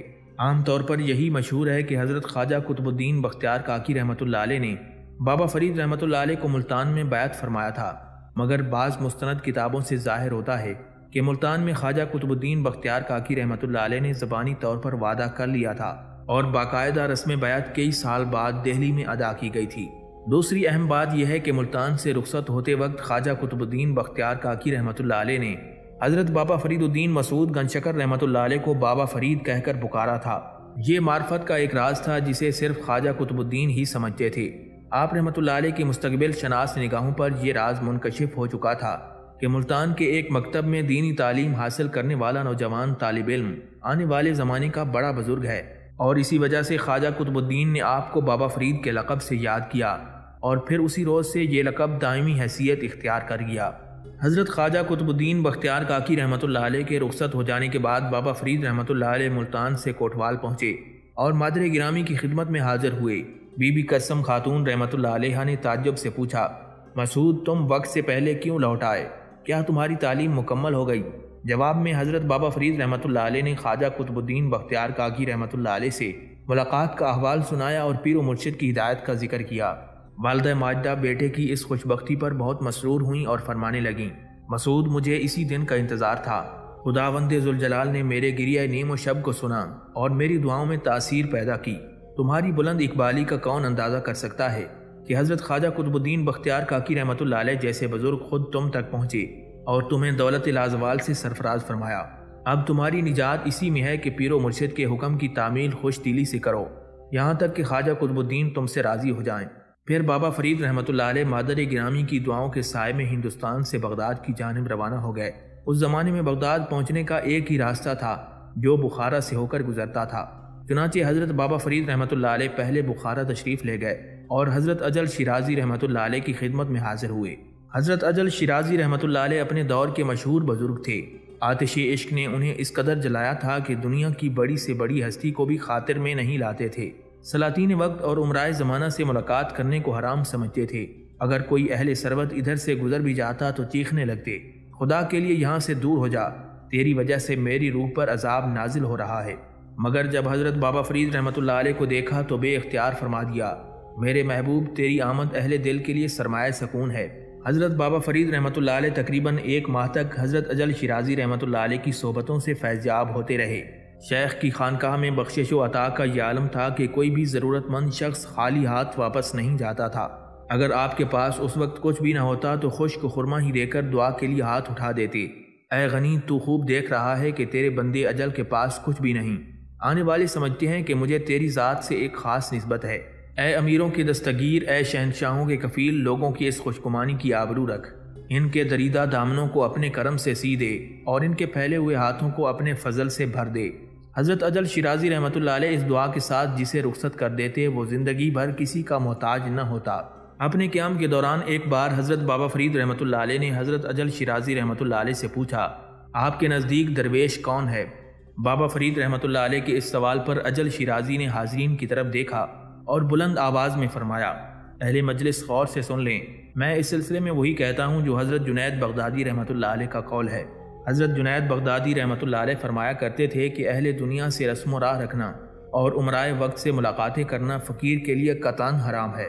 حضرت اجل شیرازی رحمۃ اللہ علیہ کی خانقاہ میں حاضری کے علاوہ بابا فرید رحمۃ اللہ علیہ نے بخارا کے مضافات کی بھی سیر کی۔ ایک دن آپ رحمۃ اللہ علیہ ایک غار میں داخل ہوئے جہاں ایک بزرگ سالہ سال سے محو عبادت تھے۔ بابا فرید رحمۃ اللہ علیہ نے اس بزرگ سے بھی دعائیں حاصل کیں اور رخصت ہونے سے پہلے پوچھا کہ آپ ایک تارک الدنیا شخص کا لباس پہن کر صرف اس غار تک کیوں محدود ہو گئے ہیں؟ بزرگ نے جواباً فرمایا، جب دنیا انسان کو بہت زیادہ ستانے لگے اور انسان بھی محسوس کرنے لگے کہ وہ ہلاک ہو جائے گا تو اسے لازم ہے کہ وہ شہر سے نکل کر جنگلوں کا رخ کرے۔ میں بھی یہی سوچ کر اس غار میں مقید ہوا تھا، مگر یہاں بھی مجھے دولت سکون میسر نہیں آیا۔ اتنا کہہ کر بزرگ خاموش ہو گئے۔ بابا فرید رحمۃ اللہ علیہ نے دوبارہ عرض کیا، حضور اپنا کوئی مشاہدہ تو بیان فرمائیں تاکہ یہ حقیر و عاجز اپنے علم میں اضافہ کر سکے۔ بزرگ نے ایک سرد آہ کھینچی اور کہنے لگا، فرید میں جاں سوختہ تجھ سے اپنی روداد کیا بیان کروں؟ 60 سال سے اس غار میں رہتا ہوں، مگر ایک لمحہ بھی ایسا نہیں گزرا جب مجھ پر کوئی بلا نازل نہ ہوتی ہو، اور جس روز بلا نازل نہیں ہوتی تو گریہ وزاری کر کے خود اس کے لیے التجا کرتا ہوں۔ جب مرضی دوست آزمائش میں پوشیدہ ہے تو پھر میں کیوں نہ اس کی آرزو کروں۔ اے فرزند تجھے بھی بس میرا یہی سبق ہے کہ انسان کو بلاؤں پر اس طرح صبر کرنا چاہیے جیسا صبر کرنے کا حق ہے۔ حضرت بابا فرید رحمۃ اللہ علیہ اس بزرگ سے مل کر دوبارہ حضرت اجل شیرازی رحمۃ اللہ علیہ کی خدمت میں حاضر ہوئے اور پھر دوسرے دن سرزمین بخارا کو الوداع کہا۔ حضرت بابا فرید الدین مسعود گنجشکر رحمۃ اللہ علیہ بخارا کی حدود سے نکل کر بغداد پہنچے اور مشہور صوفی بزرگ حضرت شیخ شہاب الدین سہروردی رحمۃ اللہ علیہ کی خدمت میں حاضر ہوئے۔ حضرت شیخ شہاب الدین سہروردی رحمۃ اللہ علیہ نے اپنی شرح آفاق تصنیف عوارف المعارف کا کچھ حصہ بابا فرید کو خود پڑھایا اور اس کے مطالب ذہن نشین کروائے۔ حضرت شیخ شہاب الدین سہروردی رحمۃ اللہ علیہ کی خانقاہ میں عمرا قیمتی تحائف اور زر کثیر لے کر حاضر ہوتے تھے، مگر شیخ کا حکم تھا کہ جو کچھ بھی آئے اسے بلا تاخیر بندگان خدا میں تقسیم کر دیا جائے۔ حضرت شیخ شہاب الدین سہروردی رحمۃ اللہ علیہ فرمایا کرتے تھے، اگر دولت کی طرف نظر اٹھا کر دیکھا جائے تو اہل دنیا درویش کو تونگری کا تانا دیں گے، اور یہ ایک بڑی سنگین تہمت ہوگی جسے درویش کسی بھی حال میں برداشت نہیں کر سکتا۔ درویشی تو نام ہی خود فروشی کا ہے، سو میں نے اپنے آپ کو بیچ دیا ہے۔ ایک دن حضرت شیخ شہاب الدین سہروردی رحمۃ اللہ علیہ کی خانقاہ میں حضرت جلال الدین تبریزی، حضرت احد الدین کرمانی اور حضرت شیخ برہان الدین سیستانی حاضر تھے۔ بابا فرید نے دیکھا کہ حضرت شیخ کے ایک مرید نے خرقہ خلافت کی درخواست کی۔ یہ مرید ایک عرصہ دراز سے عبادت و ریاضت میں مشغول تھا اور اب اس کی شدید خواہش تھی کہ وہ شہاب الدین سہروردی رحمۃ اللہ علیہ کے دوسرے خلفاء کی طرح اس اعزاز سے نوازا جائے۔ مرید کی اس خواہش کے جواب میں حضرت شیخ شہاب الدین سہروردی رحمۃ اللہ علیہ نے فرمایا، آج مجھے معاف کرو، کل کسی وقت آؤ گے تو اس معاملے پر غور کریں گے، پھر جو خدا کی مرضی ہوگی وہی ظاہر ہو جائے گا۔ پیر و مرشد کا حکم سن کر مرید چلا گیا۔ پھر دوسرے دن واپس آیا تو خانقاہ کے ایک گوشے میں سر جھکا کر بیٹھ گیا۔ اہل مجلس نے دیکھا کہ مرید کے چہرے پر افسردگی کا رنگ نمایاں تھا۔ حضرت شیخ شہاب الدین سہروردی رحمۃ اللہ علیہ نے مرید کی طرف نگاہ کی اور فرمایا، کیا اب بھی تمہیں خرقہ خلافت کی خواہش ہے؟ رات تم نے خواب میں اپنی آنکھوں سے ایک پیر اور اس کے مرید کا حشر دیکھ لیا۔ فرشتے ان دونوں کو کھینچتے ہوئے دوزخ کی بھڑکتی ہوئی آگ کی طرف لے جا رہے تھے۔ کیا تم نے اپنے اس خواب کی حقیقت کو سمجھنے کی کوشش کی؟ مرید نے کوئی جواب نہ دیا اور وہ بے حس و حرکت سر جھکائے بیٹھا رہا۔ حضرت شیخ شہاب الدین سہروردی رحمۃ اللہ علیہ نے دوبارہ اپنے مرید کو مخاطب کرتے ہوئے فرمایا، کیا تم سمجھے ہو کہ ان دونوں کا یہ عبرت ناک انجام کیوں ہوا؟ اس لیے کہ وہ خرقے کے نام سے دنیا کمایا کرتے تھے اور ہر وقت اپنی نفسانی خواہشات کی تکمیل میں مصروف رہتے تھے۔ اس کے بعد شیخ شہاب الدین سہروردی رحمۃ اللہ علیہ نے دیگر حاضرین مجلس کو مخاطب کرتے ہوئے فرمایا، جب تک انسان کا دل دنیا کی کثافتوں سے پاک نہ ہو جائے اس وقت تک مرشد پر لازم ہے کہ وہ کسی شخص کو خرقہ نہ دے، اور مرید کے لیے بھی لازم ہے کہ وہ خرقہ نہ پہنے۔ حضرت بابا فرید رحمۃ اللہ علیہ کچھ دن تک شیخ شہاب الدین سہروردی رحمۃ اللہ علیہ کی صحبتوں سے فیض یاب ہوتے رہے۔ یہ وہی شیخ شہاب الدین سہروردی ہیں جو 549 ہجری میں مقام سہرورد میں پیدا ہوئے۔ شیخ شہاب الدین نے امام مجددین سے فلسفے اور فقہ کی تعلیم حاصل کی تھی۔ آپ پر فلسفے کا رنگ غالب تھا، اس لیے مختلف مذہبی مسائل میں عقل و دانش کے سہارے بحث کرتے تھے، جس کا کبھی کبھی خوفناک نتیجہ برآمد ہوتا تھا۔ اس قسم کے بیشتر مناظرے شہر حلب میں منعقد ہوئے۔ بالآخر فقہا کی ایک جماعت حضرت شیخ شہاب الدین سہروردی رحمۃ اللہ علیہ کی مخالف ہو گئی۔ آپ رحمۃ اللہ علیہ کے بہت سے مریدوں نے سمجھانے کی کوشش کی کہ اپنے نظریات کو اعتدال پر رکھیں، مگر شیخ کے دل و دماغ مذہب کے ایک خاص زاویے سے متاثر ہو چکے تھے اور آپ کے بیان کی شدت میں روز بروز اضافہ ہوتا جا رہا تھا۔ انجام کار اس دور کے چند مشہور فقیہوں نے سلطان صلاح الدین ایوبی رحمۃ اللہ علیہ کو ایک مشترکہ خط میں تحریر کیا۔ یہاں شیخ شہاب الدین نامی ایک درویش ہے جس کے الجھے ہوئے خیالات سے مسلمان گمراہ ہوتے جا رہے ہیں۔ ہماری درخواست ہے کہ اہل ایمان کو فوری طور پر اس فتنے سے نجات دلائی جائے۔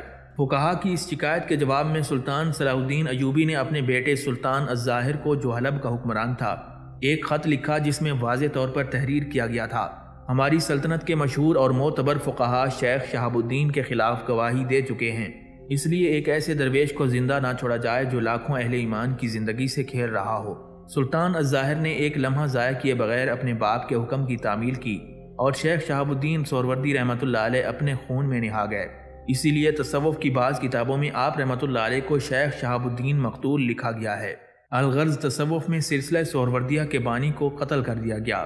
یہ واقعہ اس وقت پیش آیا جب حضرت بابا فرید رحمۃ اللہ علیہ بغداد سے رخصت ہو کر سیستان جا چکے تھے۔ ناظرین، کچھ دن بعد حضرت بابا فرید رحمۃ اللہ علیہ سیستان پہنچے اور مشہور بزرگ حضرت احد الدین کرمانی رحمۃ اللہ علیہ کی خدمت میں حاضر ہوئے۔ شیخ احد الدین کرمانی روحانیت میں ایک بلند درجہ رکھتے تھے، مگر آپ کو کرامت دیکھنے اور دکھانے کا بہت شوق تھا۔ جب بھی کوئی بزرگ آپ کی خانقاہ میں داخل ہوتا تو شیخ کرمانی اپنی کرامت کا اظہار کرتے اور اس بزرگ کو بھی مجبور کرتے کہ وہ اپنی روحانی قوتوں کا مظاہرہ کرے۔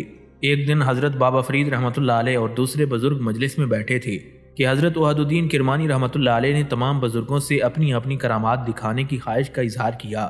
پھر حاضرین کے جواب کا انتظار کیے بغیر خود ہی اہل مجلس کو مخاطب کر کے فرمانے لگے، یہاں کہا کہ میری بہت دل آزاری کرتا ہے، آج وہ چوگان کھیلنے کے لیے گیا ہوا ہے، اب اللہ ہی چاہے کہ وہ حاکم صحیح و سلامت واپس آ جائے۔ ابھی مجلس میں حضرت شیخ وحد الدین کرمانی رحمۃ اللہ علیہ کے الفاظ کی گونج باقی تھی کہ کسی شخص نے باہر سے آ کر اطلاع دی کہ وہ حاکم گھوڑے سے گر کر مر گیا۔ مجلس میں موجود تمام بزرگ شیخ کرمانی کی یہ کرامت دیکھ کر حیران رہ گئے۔ اس کے بعد دوسرے بزرگوں نے بھی اپنی اپنی کرامات کا اظہار کیا۔ آخر میں شیخ کرمانی رحمۃ اللہ علیہ نے حضرت بابا فرید رحمۃ اللہ علیہ سے فرمایا، فرید تم بھی اپنی کوئی کرامت دکھاؤ۔ یہ بڑا مشکل مرحلہ تھا۔ حضرت بابا فرید رحمۃ اللہ علیہ نے انتہائی عاجزی و انکساری کے ساتھ عرض کیا، میں تو ایک طالب علم ہوں اور بزرگوں سے کچھ سیکھنے اور ان کی خدمت کرنے کے لیے گھر سے نکلا ہوں۔ حضرت بابا فرید رحمۃ اللہ علیہ اپنی عاجزی کا اظہار کرتے رہے، مگر حضرت شیخ وحد الدین کرمانی رحمۃ اللہ علیہ نے آپ کے کسی عذر کو تسلیم نہ کیا۔ بالآخر حضرت بابا فرید رحمۃ اللہ علیہ مجبور ہو گئے۔ آپ نے اپنی آنکھیں بند کر لیں اور دل ہی دل میں خداوند ذوالجلال سے درخواست گزار ہوئے، اے اپنے بندوں کے عیوب کی پردہ پوشی کرنے والے، تجھ پر سب باطن و ظاہر روشن ہے، تو خوب جانتا ہے کہ میں تیرا ایک گناہگار بندہ ہوں، مگر ان لوگوں کے درمیان بیٹھا ہوں جو بے شمار کمالات روحانی رکھتے ہیں۔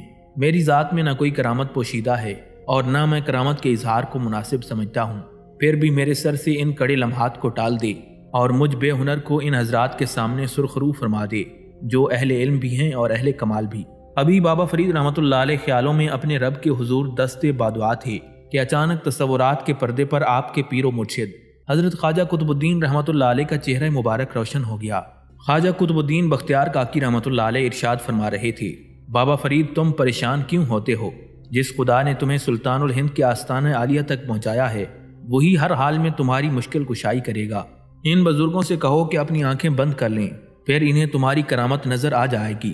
ان الفاظ کے ساتھ ہی حضرت خواجہ قطب الدین رحمۃ اللہ علیہ کا پر نور چہرہ بابا فرید رحمۃ اللہ علیہ کی نظروں سے اوجھل ہو گیا۔ آپ نے گھبرا کر آنکھیں کھول دیں۔ شیخ وحد الدین کرمانی نے بابا فرید رحمۃ اللہ علیہ کی یہ کیفیت دیکھی تو فرمایا، فرید خاموش کیوں ہو؟ کیا ابھی اس منزل تک نہیں پہنچے ہو؟ حضرت بابا فرید رحمۃ اللہ علیہ نے فرمایا، منزل تو میری بہت دور ہے، مگر آپ حضرات اپنی آنکھیں بند کر لیں، پھر دیکھیں کہ خدا کیا ظاہر کرتا ہے۔ شیخ کرمانی اور دوسرے بزرگوں نے اپنی اپنی آنکھیں بند کر لیں۔ اچانک تمام بزرگوں نے دیکھا کہ وہ سیستان کی بجائے خانہ کعبہ میں موجود ہیں۔ خود بابا فرید رحمۃ اللہ علیہ بھی ان درویشوں کے ساتھ بیت اللہ میں موجود تھے۔ کچھ دیر بعد جب تمام درویشوں نے آنکھیں کھولیں تو نظروں کے سامنے شیخ کرمانی رحمۃ اللہ علیہ کی خانقاہ تھی اور حاضرین مجلس خاموش بیٹھے نظر آ رہے تھے۔ حضرت شیخ وحد الدین کرمانی رحمۃ اللہ علیہ نے بے اختیار ہو کر فرمایا، فرید اس نو عمری میں تمہیں یہ اعلیٰ مقام مبارک ہو۔ شیخ کرمانی رحمۃ اللہ علیہ کے ساتھ دوسرے درویش بھی بابا فرید رحمۃ اللہ علیہ کے روحانی تصرف کا اعتراف کر رہے تھے، مگر بابا فرید رحمۃ اللہ علیہ کی نظریں جھکی ہوئی تھیں اور آپ رحمۃ اللہ علیہ کی آنکھوں سے آنسو بہہ رہے تھے۔ آپ کیسے بتاتے کہ یہ سب کچھ کیا تھا، کس کی دعاؤں کا اثر تھا اور کس کے فضل و کرم کی کرشمہ سازی تھا؟ سیستان سے رخصت ہو کر حضرت بابا فرید رحمۃ اللہ علیہ بدخشاں تشریف لے گئے، جہاں آپ کی ملاقات مشہور بزرگ شیخ عبد الواحد سے ہوئی۔ حضرت شیخ عبد الواحد رحمۃ اللہ علیہ مشہور صوفی بزرگ حضرت ذوالنون مصری رحمۃ اللہ علیہ کے مرید تھے۔ شیخ عبد الواحد عشق خداوندی سے اس قدر سرشار تھے کہ اہل دنیا کی طرف آنکھ اٹھا کر بھی نہیں دیکھتے تھے۔ اسی بے نیازی اور قلندری کے سبب آپ رحمۃ اللہ علیہ شہری حدود سے نکل کر ایک غار میں مقیم ہو گئے تھے۔ جب کوئی دنیا پرست شیخ عبد الواحد کی خدمت میں حاضر ہوتا اور اپنے کسی کام کے لیے آپ سے دعا کی درخواست کرتا تو شیخ محترم انتہائی تلخ لہجے میں فرماتے، تم کب تک اس مرداد دنیا کے پیچھے بھاگتے رہو گے؟ کیا تم میں سے ایسا کوئی نہیں جو اللہ کی خوشنودی حاصل کرے اور اس بھڑکتی ہوئی آگ سے بچنے کی کوشش کرے جس کا ایندھن انسان ہے؟ تم میرے پاس اس لیے کیوں نہیں آئے کہ میں تمہارے حق میں اپنے اللہ سے عافیت طلب کروں؟ تم میرے پاس دنیا مانگنے کے لیے آتے ہو تو غور سے سن لو، دنیا سے میرا کوئی رشتہ نہیں۔ میں نے اس سے آکار اور کریہ المنظر عورت کو طلاق دے دی ہے۔ جاؤ کسی اور کے دروازے پر جاؤ، تمہیں دینے کے لیے میرے پاس کچھ بھی نہیں۔ حضرت بابا فرید رحمۃ اللہ علیہ جانتے تھے کہ شیخ عبد الواحد ملاقاتیوں سے بیزار رہتے ہیں، پھر بھی ایک خدا رسیدہ بزرگ کا شوق دیدار آپ کو اس غار تک لے گیا جہاں سناٹے اور ویرانی کے سوا کچھ بھی نہیں تھا۔ جیسے ہی حضرت بابا فرید رحمۃ اللہ علیہ نے ڈرتے ڈرتے غار کے دروازے میں قدم رکھا تو ایک تیز آواز گونجی، اے سوختہ عشق ادھر آ، تجھ پر میرے دروازے ہمیشہ کے لیے کھلے رہیں گے۔ بابا فرید رحمۃ اللہ علیہ نے اندازے سے پہچان لیا کہ یہ حضرت شیخ عبد الواحد کی آواز تھی۔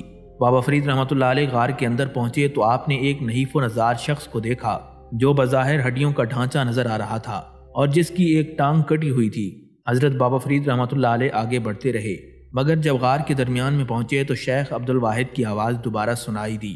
شیخ عبد الواحد رحمۃ اللہ علیہ پر جلال لہجے میں فرما رہے تھے، فرید میرے قریب ہرگز نہ آنا کہ تو جل کر خاک ہو جائے گا، مجھ سے دور بھی نہ رہنا کہ تجھ پر جادو کا اثر ہو جائے گا۔ بابا فرید رحمۃ اللہ علیہ پر اس مرد جاں سوختہ کی اس قدر ہیبت طاری ہوئی کہ آپ کے بڑھتے ہوئے قدم رک گئے۔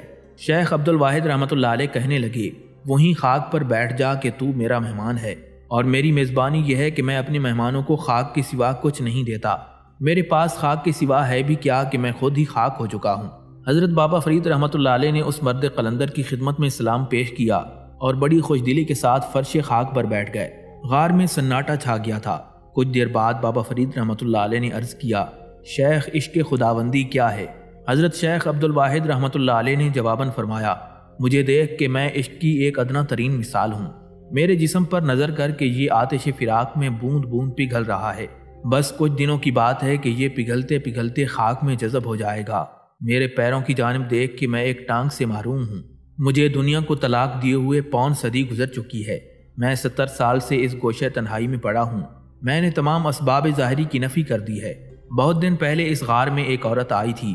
اس کے حسن فریب کار کو دیکھ کر میرے دل میں خواہش پیدا ہوئی کہ میں بھی غار سے باہر چلا جاؤں، مگر جیسے ہی قدم اٹھایا تو ایک غیبی آواز نے میرے پیروں میں ہمیشہ کے لیے زنجیر ڈال دی۔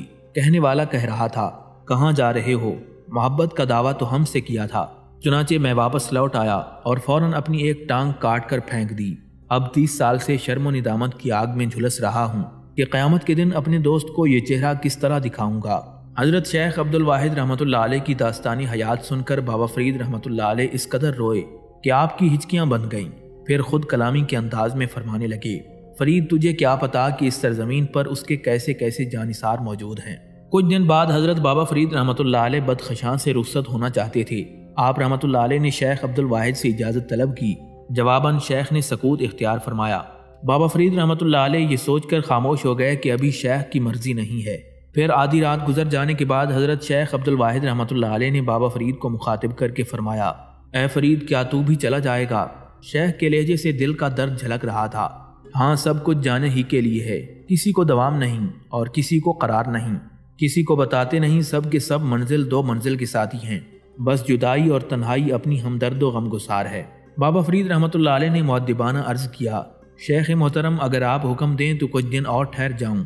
شیخ عبد الواحد رحمۃ اللہ علیہ نے انتہائی اداسی اور دل گرفتہ انداز میں فرمایا، چند روزہ قیام سے کیا ہوگا؟ جدائی کی منزل تو سر پر کھڑی ہے، ہر طرف فراق فراق کی آوازیں گونج رہی ہیں۔ تجھے بھی جانا ہوگا، تیرے سفر عشق کا تو ابھی آغاز ہوا ہے، ابھی اس کا انجام کہاں؟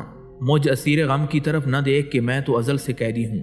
یہی تاریک غار میرا مکان ہے، یہی میری خلوت ہے اور یہی میری انجمن ہے۔ تو ہرگز گوشہ نشینی اختیار نہ کرنا کہ بندگان خدا کا ہجوم تیرا منتظر ہے۔ میں تجھے اپنی دعاؤں کے سائے میں رخصت کروں گا، بس تو ایک رات اور ٹھہر جا۔ اتنا کہہ کر شیخ عبد الواحد رحمۃ اللہ علیہ مراقبے میں چلے گئے اور بابا فرید رحمۃ اللہ علیہ ذکر الہی میں مشغول ہو گئے۔ صبح کا سورج طلوع ہوا تو حضرت بابا فرید رحمۃ اللہ علیہ نے شیخ عبد الواحد سے اجازت طلب کی۔ شیخ نے ایک نظر بابا فرید رحمۃ اللہ علیہ کی طرف دیکھا اور پھر غم زدہ لہجے میں فرمانے لگے، فرید تو مجھے بہت پسند ہے، میں تجھے اپنا دوست بنا لیتا، مگر کیا کروں کہ کسی اور کی دوستی کا دم بھر چکا ہوں۔ میں اپنے اس عہد کو توڑ نہیں سکتا، اگر عہد شکنی کروں گا تو ہلاک ہو جاؤں گا، پھر بھی تو میرے دل سے دور نہیں رہے گا۔ میں جب تک زندہ رہوں گا اپنے اللہ سے تیرے لیے عافیت طلب کرتا رہوں گا۔ یہ کہہ کر شیخ عبد الواحد رحمۃ اللہ علیہ بیساکھی کے سہارے کھڑے ہوئے، پھر بابا فرید رحمۃ اللہ علیہ کو سینے سے لگا لیا۔ اس واقعے کی طرف اشارہ کرتے ہوئے بابا فرید رحمۃ اللہ علیہ بیان کرتے ہیں، مجھے ایسا محسوس ہوا جیسے میرا پورا جسم جل اٹھا ہو۔ یہ حضرت شیخ عبد الواحد رحمۃ اللہ علیہ کا سوز عشق تھا جو نزدیک آنے والوں کو بھڑکتے ہوئے شعلوں کی مانند محسوس ہو رہا تھا۔ بابا فرید رحمۃ اللہ علیہ کی عجیب حالت تھی۔ شیخ عبد الواحد آپ کو سینے سے لگائے ہوئے فرما رہے تھے، فرید ہم تو خانماں برباد ہیں، نہ ہماری کوئی ملکیت ہے اور نہ کوئی جاگیر، بس سوز نہاں کی ایک میراث ہے جس نے ہمیں جلا کر خاکستر کر دیا ہے۔ ایک چنگاری تیری نظر بھی کیے دیتا ہوں کہ اس چنگاری کے بغیر درویش درویش نہیں ہوتا، نیکیوں اور عبادتوں کا سوداگر بن جاتا ہے۔ بس اب جا کہ تیری منزل بہت دور ہے۔ اللہ تیرے قدموں کو استقامت بخشے اور تیرے سر پر ہمیشہ اس کی رحمت سایہ فگن رہے۔ اگر کبھی تجھے یہ جاں سوختہ یاد آئے تو اس کے حق میں دعائے خیر کرنا تاکہ یہ آگ بجھنے نہ پائے، یہاں تک کہ تمام آزاد دل، دماغ اور روح جل کر خاک ہو جائیں اور پھر یہ خاک کوچے یار میں بکھر جائے اور اسے تیز ہوائیں در بدر اڑاتی پھریں۔ اتنا کہہ کر شیخ عبد الواحد رحمۃ اللہ علیہ زمین پر بیٹھ گئے۔ حضرت بابا فرید رحمۃ اللہ علیہ تاریک غار سے نکل آئے، مگر اس طرح کہ آپ کے قدم تھکے تھکے تھے اور آنکھوں سے آنسو جاری تھے۔ حضرت بابا فرید رحمۃ اللہ علیہ کو شیخ عبد الواحد سے بچھڑنے کا بہت غم تھا، مگر مجبور تھے کہ ابھی آپ کی منزل بہت دور تھی۔ حضرت بابا فرید رحمۃ اللہ علیہ نے بدخشاں کو خیر آباد کہا اور چشت کی طرف روانہ ہو گئے۔ یہ وہی مقام ہے جس کی نسبت سے سلسلہ چشتیہ نے شہرت دوام حاصل کی۔ یہاں پہنچ کر حضرت بابا فرید رحمۃ اللہ علیہ نے حضرت یوسف چشتی رحمۃ اللہ علیہ کے روضہ مبارک کی زیارت کی۔ حضرت خواجہ ابو یوسف چشتی رحمۃ اللہ علیہ کا شمار سلسلہ چشتیہ کے نامور بزرگوں میں ہوتا ہے۔ ہم اس موقع پر پیران چشت کا مختصر سا شجرہ بیان کرتے ہیں جس سے آپ کی معلومات میں ایک گراں قدر اضافہ ہوگا۔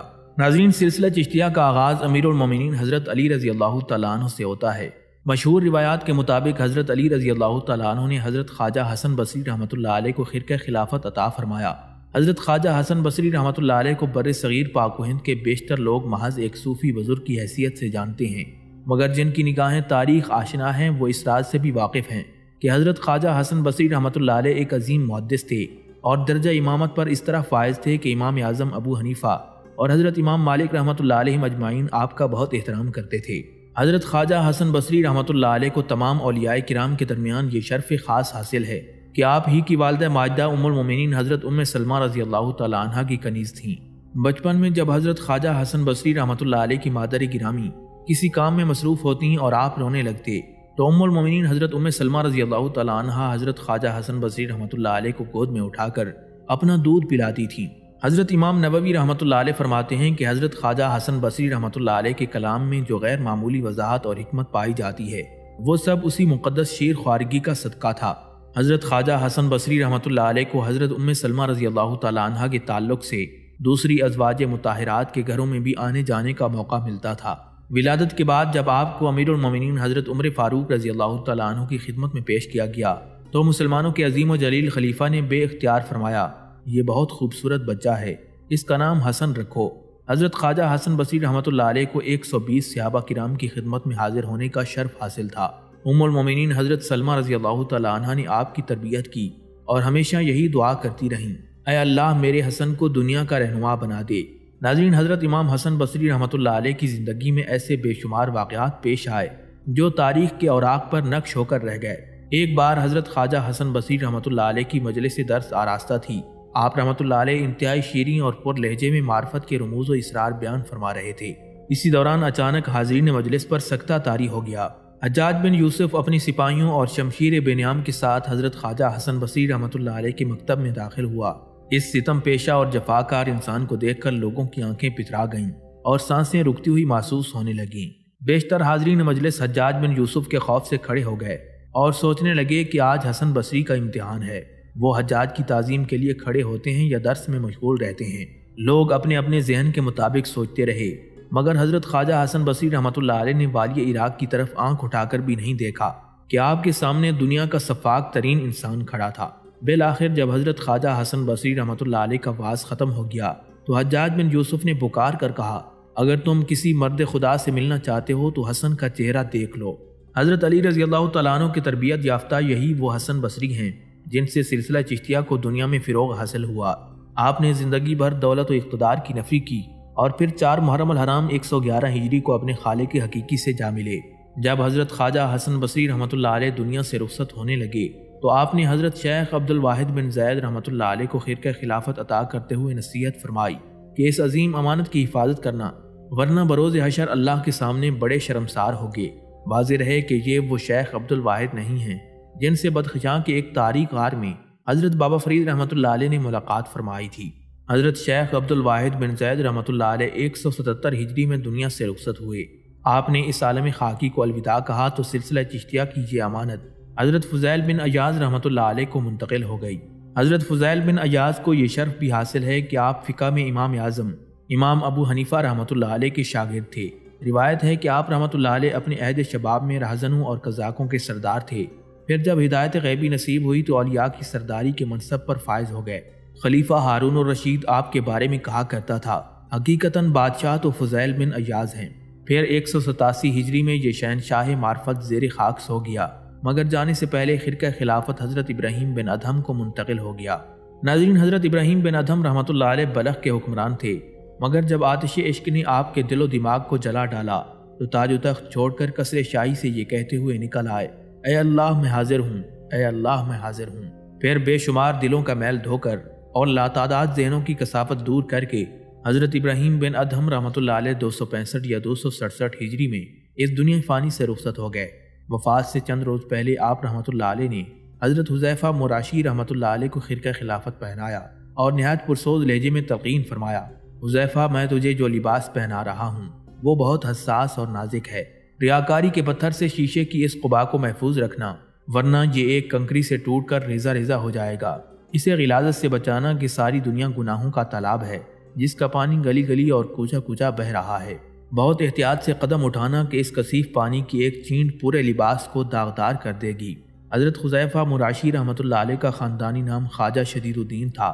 آپ مراش کے رہنے والے تھے جو شام کے قریب ایک آباد شہر ہے، اسی شہر کی نسبت سے آپ مراشی کہلاتے تھے۔ حضرت حذیفہ رحمۃ اللہ علیہ نے 7 سال کی عمر میں نہ صرف قرآن مجید حفظ کر لیا بلکہ 7 مشہور قراتوں میں بھی مہارت حاصل کر لی تھی۔ آپ کا طریقہ یہ تھا کہ جس درویش سے بھی ملاقات کرتے اس سے اپنے حق میں دعائے خیر کرواتے۔ حضرت فضیل بن ایاز رحمۃ اللہ علیہ اور حضرت بایزید بسطامی رحمۃ اللہ علیہ نے حضرت حذیفہ مراشی رحمۃ اللہ علیہ کو بچپن میں ایک بار دیکھا تھا۔ حضرت بایزید رحمۃ اللہ علیہ نے آپ کو دیکھتے ہی فرمایا تھا، حذیفہ مراد خدا ہیں اور جوان ہو کر بہت سے لوگوں کو منزل مقصود تک پہنچائیں گے۔ حضرت حذیفہ مراشی رحمۃ اللہ علیہ نے پیران چشت کا خرقہ حضرت حبیرہ بصری رحمۃ اللہ علیہ کو منتقل کیا اور عالم خاکی سے عالم بالا کی طرف تشریف لے گئے۔ حضرت حبیرہ بصری رحمۃ اللہ علیہ نہایت عالم و فاضل بزرگ تھے۔ آپ کو ناصر شریعت اور امام طریقت کے لقب سے یاد کیا جاتا تھا۔ حضرت حبیرہ بصری رحمۃ اللہ علیہ نے سلسلہ چشتیہ کی یہ امانت حضرت شیخ ماشاد دینوری رحمۃ اللہ علیہ کے سپرد کی اور سفر آخرت پر روانہ ہو گئے۔ شیخ ماشاد ایک امیر و کبیر خاندان سے تعلق رکھتے تھے، مگر جب آپ درویشی کی طرف راغب ہوئے تو ساری دولت محتاجوں میں تقسیم کر دی، یہاں تک کہ اپنے افطار کے لیے بھی کوئی چیز باقی نہ رہنے دی۔ تمام سرمایہ لوٹا دینے کے بعد شیخ نے دستے دعا بلند کیا اور انتہائی رقت امیز لہجے میں عرض کرنے لگے، اے اللہ، میرے اور تیرے درمیان جو ہلاک کر دینے والی شے حائل تھی میں نے اسے راستے سے ہٹا دیا، اب مجھے تیری رضا کے سوا کچھ نہیں چاہیے۔ پھر 14 محرم الحرام 299 ہجری کو معرفت کا یہ آفتاب ضیابار بجھ گیا، مگر غروب ہونے سے پہلے شیخ ماشاد نے پیران چشتی حاصل کردہ روشنی حضرت ابو اسحاق چشتی رحمۃ اللہ علیہ کو منتقل کر دی۔ حضرت ابو اسحاق چشتی رحمۃ اللہ علیہ شام کے رہنے والے تھے اور یہ پہلے بزرگ ہیں جن کے نام کے ساتھ چشتی کا لفظ نظر آتا ہے۔ چشت خراسان کے ایک مشہور قصبے کا نام ہے۔ اس قصبے میں کچھ بزرگان دین نے روحانی تربیت کا ایک بڑا مرکز قائم کیا تھا، جسے بعد میں غیر معمولی شہرت حاصل ہوئی اور وہ روحانی نظام اسی مقام کی نسبت سے چشتیہ کہلانے لگا۔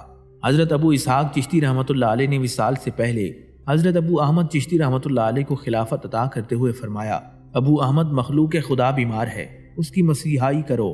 حضرت ابو احمد چشتی رحمۃ اللہ علیہ 335 ہجری میں دنیا سے رخصت ہو گئے۔ آپ نے اپنے صاحبزادے شیخ ابو محمد چشتی کو پیران چشت کی امانت منتقل فرمائی۔ حضرت شیخ ابو محمد چشتی کے بعد حضرت ابو یوسف چشتی اس روحانی خاندان کے وارث قرار پائے۔